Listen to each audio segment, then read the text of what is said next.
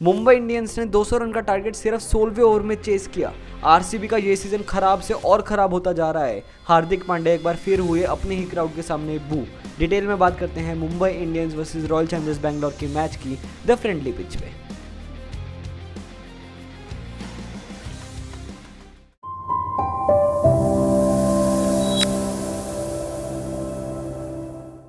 Hello everyone, my name is Aryan Bhalla. Start से बात करते हैं इस मैच की। मुंबई इंडियंस ने टॉस जीता और बॉलिंग का फैसला किया और आरसीबी ने इस मैच में ढेर सारे चेंजेस किए। 3 चेंजेस किए। महिपाल लोमरोर को वापस लेके आए, जो कि मुझे पहले समझ ही नहीं आया था कि पिछले मैच में निकाला ही क्यों था। उन्होंने तो अच्छा किया था। उसके साथ साथ विजय विश्वक को मौका मिला और फाइनली कैमरन ग्रीन से मूव ऑन कर विल जैक्स को मौका मिला इस मैच में। ये एटलीस्ट एक अच्छी बात है कि आरसीबी ने कैमरन ग्रीन से आगे बढ़ा और विल जैक्स, जो कि एक अच्छे प्लेयर है, अच्छी फॉर्म से आ रहे थे, उनको मौका दिया इस मैच में।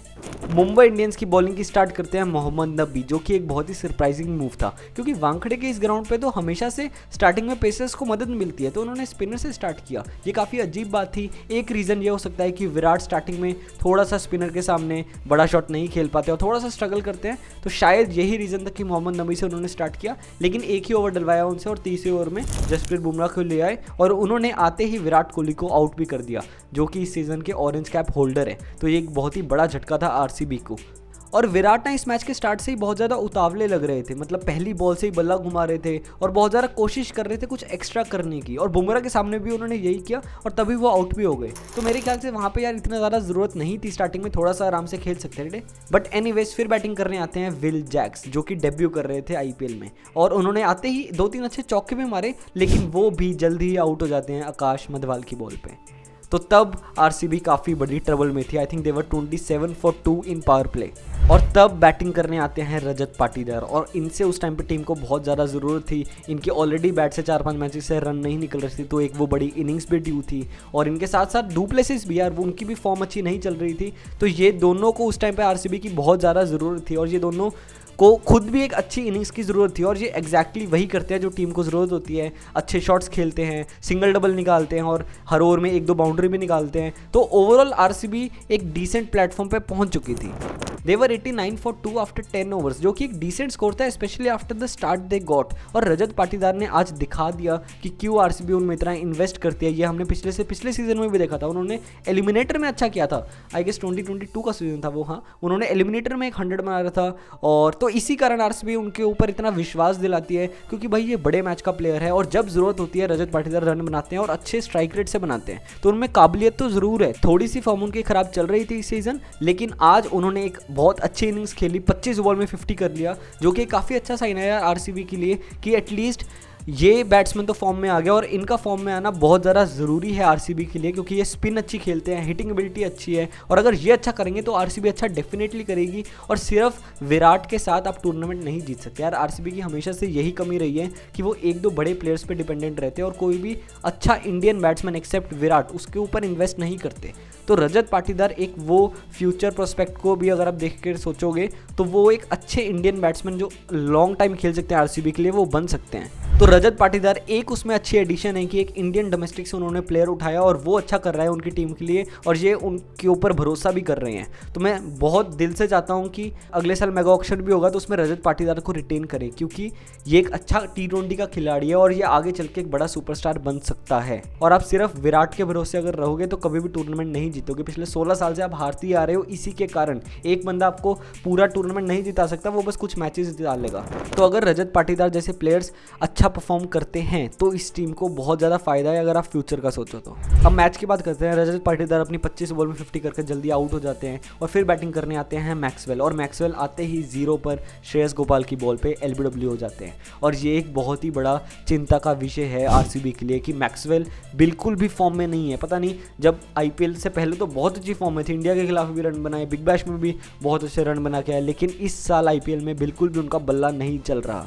और आज के मैच में तो वो फील्डिंग करते हुए थोड़े उनके हाथ पे बॉल भी लगी थी, तो वो बाहर भी गए थे। तो क्या आरसीबी अगले मैच में मैक्सवेल को ड्रॉप करेगी, दोबारा कैमरन ग्रीन को लेके आएगी, या मैक्सवेल के साथ ही कंटिन्यू करेगी? क्योंकि पिछले 2-3 सीजन तो मैक्सवेल ने बहुत ही अच्छा किया है आरसीबी के लिए, लेकिन ये अब 6 मैच हो चुके हैं और मैक्सवेल का बल्ला बिल्कुल भी नहीं चल रहा। तो और जब तक मैक्सवेल का बल्ला नहीं चलेगा आरसीबी स्ट्रगल करेगी यार, क्योंकि उनके रन्स बहुत ज्यादा जरूरी है यार। मिडल ओवर्स में स्पिनर्स को मारने का काम उन्हीं का है। मैक्सवेल के आउट होने के बाद बैटिंग करने आते हैं Dinesh Karthik and man what a player he is. अपना आखिरी सीजन खेल रहे हैं वो आईपीएल का और अभी भी one of the best finishers around the world है। और जैसी उनकी फॉर्म चल रही है हो सकता है वो इंडिया के लिए जून में T20 वर्ल्ड कप भी खेल जाए, क्योंकि इंडिया को एक विकेट कीपर फिनिशर की जरूरत है। अभी अगर आप सोचोगे उस पोजीशन पे संजू सैमसन, ईशान किशन, दिनेश कार्तिक, ध्रुव जुरैल, जितेश शर्मा, ये सब कंटेंडर्स है। और अगर आप इनमें से देखोगे ना तो बेस्ट चांस आपको अभी दिनेश कार्तिक का लगेगा, क्योंकि वो फिनिशर भी अच्छा है, अच्छी फॉर्म में भी है, और उन बाकी जो प्लेयर्स हैं वो अच्छी फॉर्म में भी नहीं है। ईशान किशन अच्छी फॉर्म में ज़रूर है लेकिन वो फिनिशर नहीं है, वो ओपनिंग करेंगे और ओपनिंग का स्पॉट रोहित शर्मा और यशस्वी जायसवाल मेरे को लगता है उनका फिक्स हो चुका है। तो ईशान किशन बहुत ही अलग स्पॉट के लिए फाइट कर रहे हैं। तो बेस्ट चांस अगर आप देखोगे करंट सिनेरियो में तो वो दिनेश कार्तिक का लग रहा है T20 वर्ल्ड कप में। तो अगर वो ये पूरा सीजन अच्छा करते रहे जैसा वो अभी कर रहे हैं तो बहुत ज़्यादा हाई चांसेस है कि वो उस टीम में न्यूयॉर्क और वेस्ट इंडीज़ जाएंगे। तो ये काफ़ी मज़ेदार सी बात हो जाएगी कि वो अपना आखिरी आईपीएल सीजन खेल रहे हैं, ऑलमोस्ट रिटायरमेंट लेने वाले हैं क्रिकेट से, और वो वर्ल्ड कप खेल जाते हैं T20 का। एनीवेज दिनेश कार्तिक और डू प्लेसिस एक अच्छी पार्टनरशिप बिल्ड करते हैं, बड़े बड़े शॉट्स खेलते हैं और डू प्लेसिस अपनी 50 भी पूरी करते हैं, अपनी पहली 50 इस साल के आईपीएल की। तो ये भी एक अच्छा पॉजिटिव पॉइंट है। एटलीस्ट बैटिंग तो आरसीबी की अब सही लग रही है कि जो उनके आउट ऑफ फॉर्म प्लेयर्स है जैसे रजत पाटीदार, मैक्सवेल, वो अब फॉर्म में आ चुके हैं और दिनेश कार्तिक ऑलरेडी अच्छी फॉर्म में। लेकिन उनके 5 विकेट लेने के बावजूद भी आरसीबी एक स्ट्रॉन्ग फिनिश करती है। Special thanks to Dinesh Karthik, वो अपनी 50 भी पूरी करते हैं सिर्फ 22 बॉल में, 22 या 23 बॉल में आई गेस, और आरसीबी एंड करती है अपना स्कोर एट 196 आफ्टर 20 ओवर्स, जो कि एक अच्छा स्कोर था। स्पेशली उनका जैसा स्टार्ट हुआ और जो उनका स्टार बैट्समैन विराट कोहली था जिसने ये पूरी सीजन उनकी बैटिंग लाइनअप को कैरी किया है, उनके जल्दी आउट होने के बावजूद अगर आरसीबी स्कोर तक पहुंच रही है तो एटलीस्ट ये तो सही चीज़ हो रही है कि उनकी अब बैटिंग सही फायर कर रही है। क्योंकि आप एक ही बैट्समैन पे अगर रिलाई करोगे बहुत लंबे टाइम तक तो आप कभी भी मैचेस नहीं जीत सकते। मैच हालांकि ये वाला भी हार गई बट स्टिल एक पॉजिटिव तो था आरसीबी के लिए, रजत पाटीदार और डू प्लेसिस अच्छी फॉर्म में आ चुके हैं।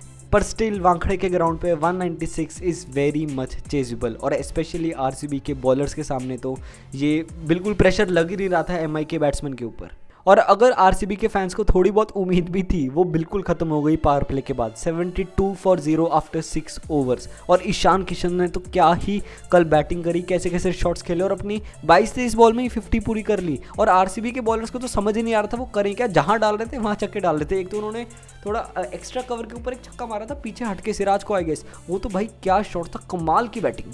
पावर प्ले के बाद से ही थोड़ा सा ऑब्वियस हो गया था कि ये मैच किस डायरेक्शन में जा रहा है, क्योंकि कोई भी बॉलर आरसीबी का ऐसा लग नहीं रहा था दिक्कत दे रहा है मुंबई के बैट्समैन को। और 196 यार वानखेड़े में जब आपको ऐसा स्टार्ट मिल जाए तो बहुत ही आराम से चेज हो जाते हैं। और उससे भी बड़ी चीज़ देखने वाली बात ये थी कि आरसीबी के फील्डर्स और पूरी बॉडी लैंग्वेज अगर आप देखोगे तो वो ऑलरेडी हार मान चुके थे, क्योंकि बॉलिंग में बहुत ही गंदी बॉलिंग कर रहे थे यार। मतलब फुल टॉस पे फुल टॉस डाल रहे हैं, नो बॉल हो रही है, शॉर्ट बॉल डाल रहे हैं, उस पर रन पड़ रहे हैं, तो कोई लग ही नहीं रहा था कि 1% भी कुछ चांस है आरसीबी का ये मैच में।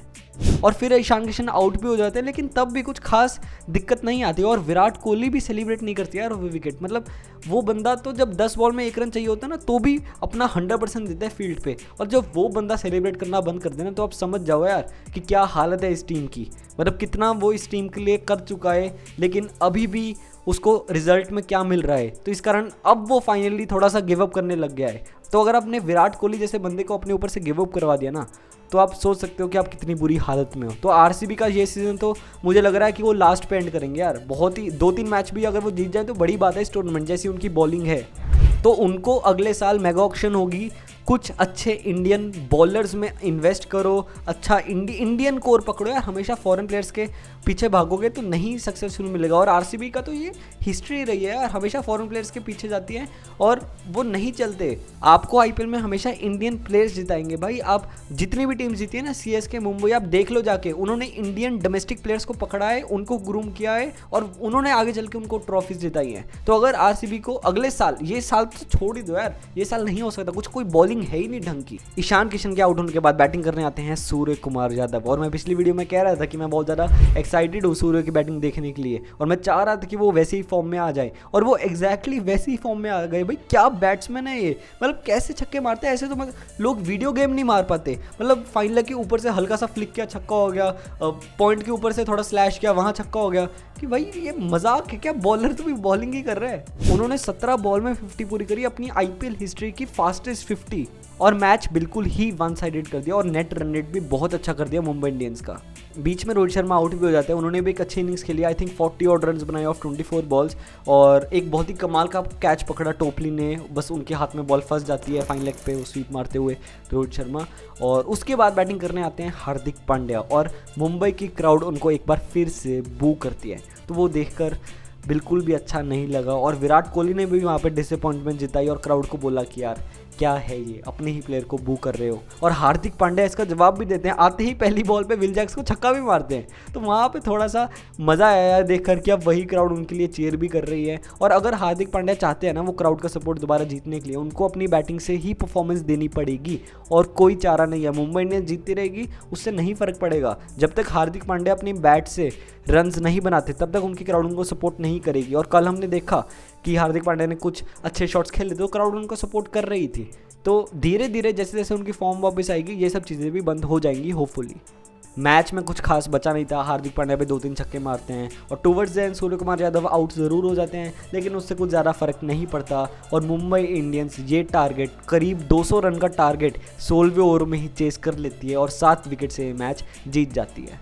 जसप्रीत बुमराह को very well deserving man of the match मिलता है, और Mumbai Indians finally are back in the IPL. लगातार 2 मैच जीत चुकी है, और 5 में से 2 मैच जीती है, लेकिन अब अच्छे नेट रन के साथ एक अच्छी पोजीशन पे है, लास्ट 2 मैच जीत कर आ रही है। और अब वो उनके सारे जो चेक बॉक्सेस होते हैं ना वो टिक होने लग गए हैं धीरे धीरे, बॉलिंग बैटिंग, तो अब एक काफ़ी ज़्यादा स्ट्रॉन्ग साइड लग रही है मुंबई इंडियंस। और वहीं आरसीबी का तो मैं ये कहूँगा कि ये सीज़न से उम्मीद ही छोड़ दे जो भी उनके फैंस हैं, क्योंकि उनके पास भाई बॉलिंग है ही नहीं। वो बैटिंग में कितने ही रन बनाएंगे, 220 भी बनाते हैं ना वो भी अगर आराम से चेज हो जाते हैं आज तो आरसीबी को तो बस अब ये सीज़न निकाल ले, और अगले जो मेगा ऑक्शन होगी उसमें कुछ अच्छे बॉलर्स पे इन्वेस्ट करे यार, तभी कोई चांस है उनका फ्यूचर भी में भी आईपीएल में।